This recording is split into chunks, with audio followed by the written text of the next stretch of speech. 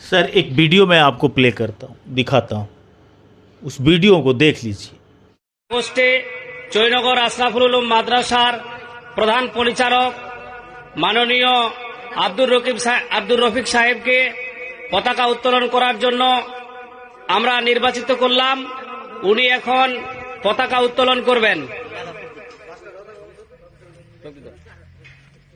নারায়ে তাকবীর, নারায়ে তাকবীর, নারায়ে তাকবীর, আল্লাহু আকবার, নারায়ে তাকবীর, আল্লাহু আকবার, নারায়ে তাকবীর, আল্লাহু আকবার।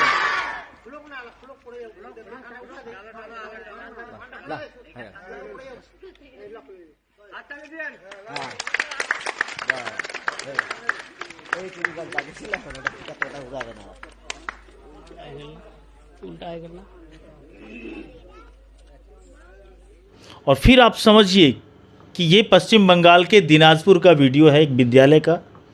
मुस्लिम वहाँ पे बहुसंख्यक के तौर पर हैं। झंडोत्तोलन किया जा रहा है और लोग वहाँ पे जनगण मन अधिनायक जय है नहीं गा रहे हैं, अल्लाहू अकबर के नारे के साथ वो तिरंगा को फहराया गया। ये कौन सी तस्वीर है? हमने शुरू में ही कहा कि जो जिहादी मानसिकता, जो विध्वंसक मानसिकता और जो आज़ादी के समय ही भारत विभाजन के समय की जो मानसिकता है, वो मानसिकता ज़िंदा है।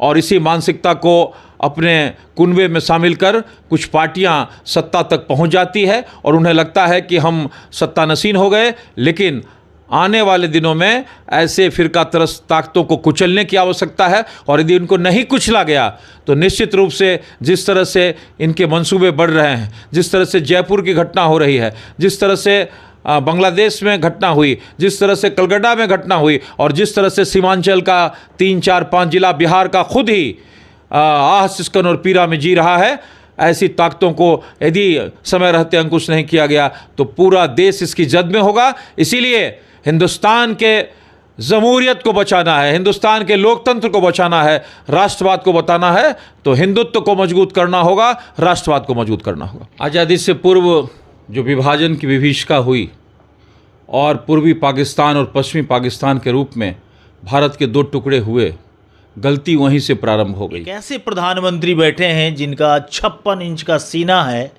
लेकिन शहमी हुई सरकार दिखाई पड़ रही है। पश्चिम बंगाल की राजनीति में, यानी देश भर की राजनीति को मान करके चलिए तो आपको पहला मुख्यमंत्री दिखाई पड़ेगा जो खुद स्वास्थ्य मंत्री भी हैं, जो सूबे की मुख्यमंत्री भी हैं और गृह मंत्रालय भी उन्हीं के पास में है। और ऐसे लोग वी वांट जस्टिस का बोर्ड लेकर के बीच सड़कों पर खड़ी हैं। आखिर किससे न्याय की गुहार लगा रही हैं? इन तमाम सवालों के साथ साथ हम उस पर भी चर्चा करेंगे कि ऐसे नारे जो बेटी बचाओ और बेटी पढ़ाओ और रोज़ाना 2 साल, 3 साल, 2.5 साल, 11 साल, 5 साल की बच्चियों के साथ रेप नहीं बल्कि गैंग रेप की घटनाएं सामने आ रही है। आज 63 साल की एक महिला का राजस्थान के सिरोही में गैंग रेप हो गया, एक बूढ़ी माता का। एक चीखती हुई व्यवस्था है और उसमें भारतीय जनता पार्टी जो सनातन का झंडा को बुलंद करने का प्रयास करती है। हमारे साथ वरिष्ठ भाजपा नेता बेगूसराय जिले से आते हैं अमरेंद्र अमर जी हैं। तमाम सवाल को मैंने रखा है सामने, क्या कुछ कहेंगे ऐसी घृणित व्यवस्था को लेकर? आज़ादी से पूर्व जो विभाजन की विभीषिका हुई और पूर्वी पाकिस्तान और पश्चिमी पाकिस्तान के रूप में भारत के 2 टुकड़े हुए, गलती वहीं से प्रारंभ हो गई।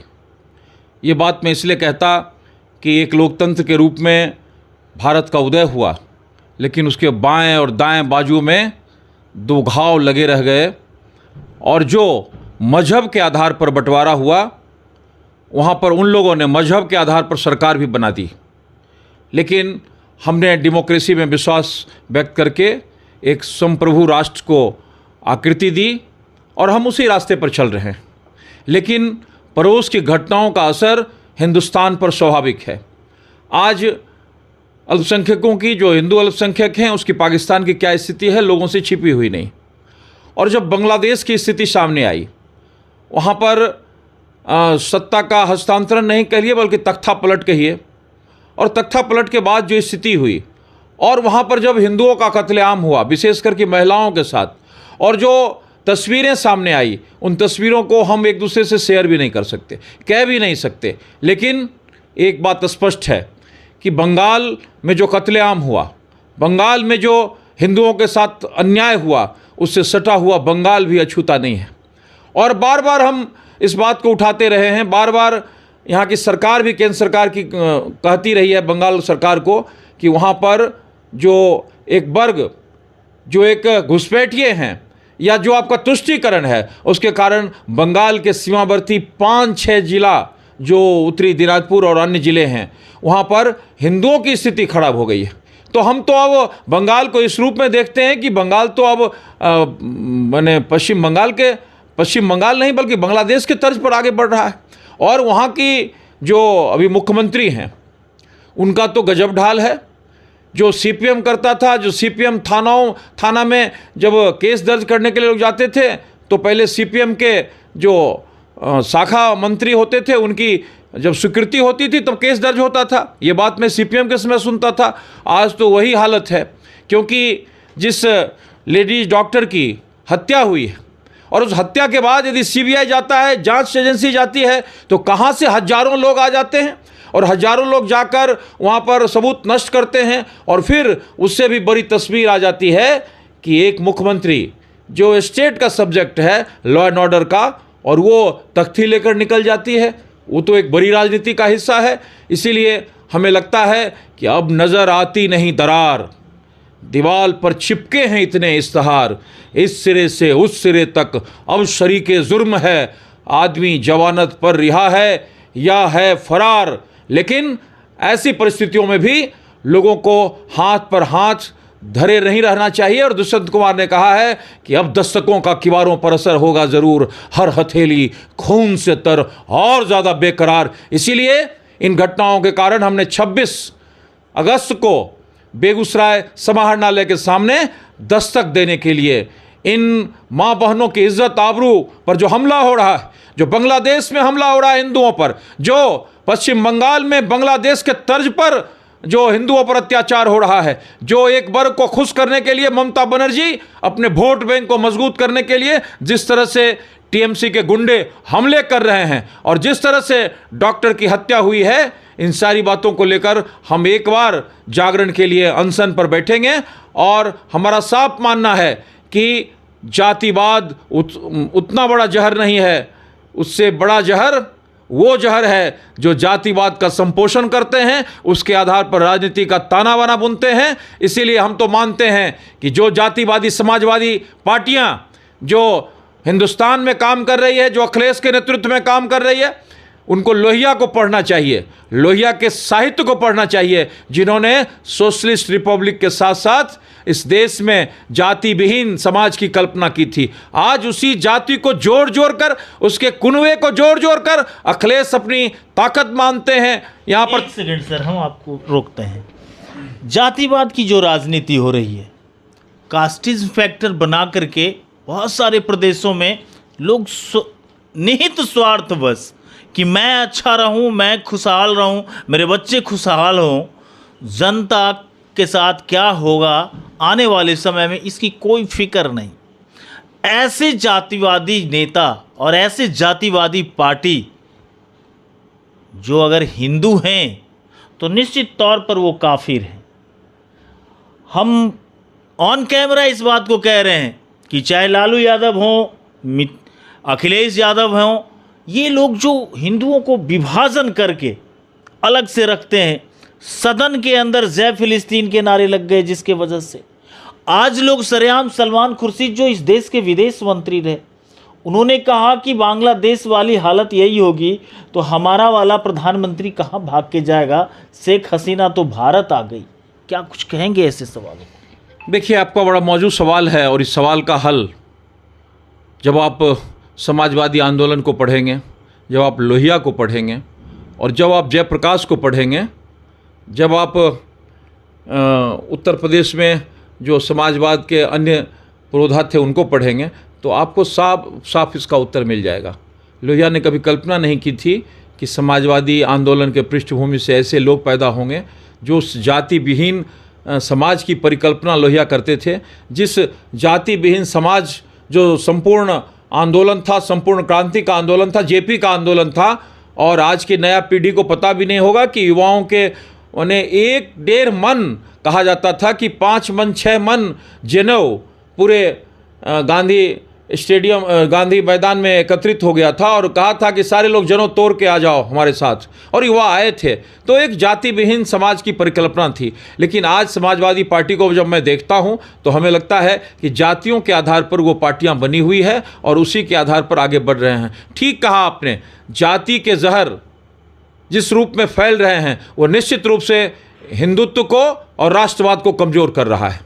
इसीलिए राष्ट्रवाद को यदि मजबूत करना है तो हिंदुत्व को मजबूत करना है, क्योंकि हिंदुत्व एक बड़ी आबादी है और यदि 80% आबादी का कल्याण होगा तो निश्चित रूप से राष्ट्रवाद का उदय होगा। हम उन लोगों के प्रति भी द्वेष भाव नहीं रखते हैं जो अल्पसंख्यक हैं, लेकिन जो अगल बगल के देशों में हो रहा है, आप अल्पसंख्यक की द्वेषता तो आप वहां देखिए जो बांग्लादेश से जो वीडियोज आ रहे हैं, जो रूह कपा देने वाली वीडियोज हैं, जिनमें माता के सामने उनकी बेटियों को नंगा किया जा रहा है, पिता के सामने बेटियों का बलात्कार किया जा रहा है, पति के सामने पत्नी का बलात्कार किया जा रहा है, दुधमुहे बच्चे को दहकती आग की ज्वाला में मां के सामने, मां के चित्कार के सामने फेंक दिया जा रहा है। ये नफरत नहीं है? क्या ये इस्लाम है? क्या ये इस्लाम है? मैं कैमरे पर पूछ रहा हूं, क्या ये इस्लाम शिक्षा देती है? तख्तापलट की घटना समझ में आती है। आप नहीं चाहते हैं कि शेख हसीना की सरकार हो, लेकिन उसकी आड़ में यदि आप वहाँ के 1.5 करोड़ हिंदुओं पर हमला करते हैं, उनके घरों पर हमला करते हैं, उनकी बेटियों के साथ बलात्कार करते हैं, उनकी नंगी तस्वीर आप समाज के सामने पैदा करते हैं, तो इसका साफ मतलब है कि आपका उद्देश्य सत्ता हस्तांतरण नहीं था, आपका उद्देश्य आरक्षण विरोधी आंदोलन नहीं था, बल्कि आपका उद्देश्य उसके पीछे घृणित मानसिकता थी जो हिंदुओं के खिलाफ था। और ऐसे लोगों के लिए आप शब्द से क्यों संबोधन? मेरा सवाल तो होगा सर, ये लोग आदर के पात्र नहीं हो सकते, कदापि नहीं सर। ऐसी ही व्यवस्था 1971 में जब आई थी तो भारतीय सेना चढ़ाई कर दिया था, बांग्लादेश बनाया गया था इस दिन के लिए, इस दिन के लिए। आपने ठीक कहा, समाज की संवेदनाएं मर गई और समाज इस मोड़ पर खड़ा है जहां उसका घर यदि महफूज है तो पूरी दुनिया महफूज दिखाई पड़ती है, उसका घर यदि महफूज है तो पूरा देश महफूज दिखाई पड़ता है। इसीलिए दुष्यंत कुमार ने कहा कि जब लहू लुहान नज़ारों का जिक्र आया, जब लहू लुहान नज़ारों का जिक्र आया तो शरीफ लोग उठे, दूर जाकर बैठ गए, और हम तो खड़े थे अलावों के आँच लेने, अपनी अपनी हथेली जला के बैठ गए। आज कुनबे की राजनीति हो रही है, आज दल की राजनीति हो रही है, लेकिन आने वाले दिनों में आप देखेंगे कि जिस तरह से पाकिस्तान में हिंदुओं की स्थिति हुई, जिस तरह से बांग्लादेश में हिंदुओं की स्थिति हुई,